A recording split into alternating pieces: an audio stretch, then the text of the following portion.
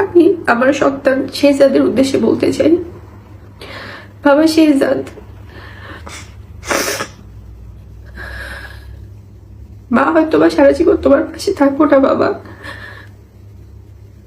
কিন্তু অন্যান্য মায়ের মতো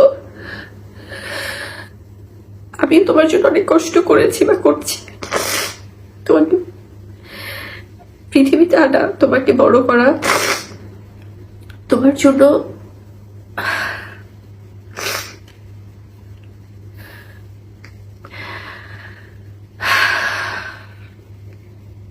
আমি সবসময় পাশে ছিলাম, আছি, থাকবো।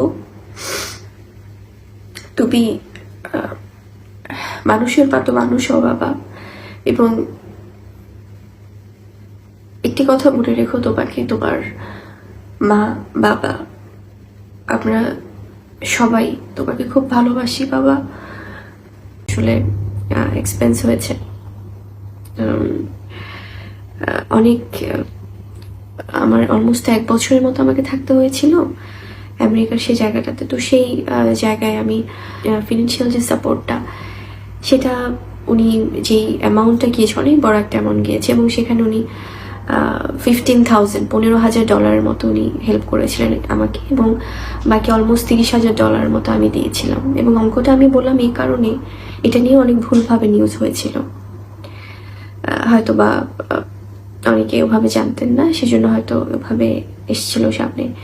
এবং এছাড়া হয়তো অনেক সময় অনেক ব্যাপারে অনেক কিছু ওকে গিফট করা বা শপিং করা, সেগুলো আলাদা বিষয়, কিন্তু প্রতিনিয়ত বা সবসময় কোনো আর্থিক সহায়তা আমি কোনোদিন আজ পর্যন্ত তার কাছ থেকে আমি নেইনি, এবং আমার সন্তানের জন্যও না। সেটা সে বাবা হিসেবে যদি কখনো ফিল করে, সেটা সম্পূর্ণ তার নিজের ব্যাপার।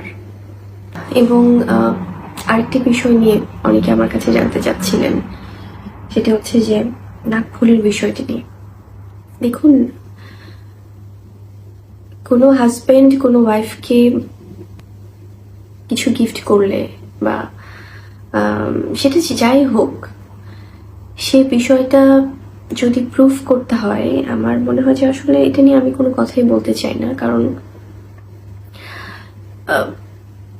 উনি যেটি ভালো মনে করেছেন, উনি সেটি বলেছেন, স্টেটমেন্ট দিয়েছেন পত্রিকায়। তারপরে যদি আমি এখন অন্য কোনো কিছু প্রমাণ করতে যাই, তাহলে তাকে অসম্মান করা হয়। তো এই বিষয়টি নিয়ে আমি আসলে আর কোনো কথাই বলতে চাচ্ছি না। এটা খুব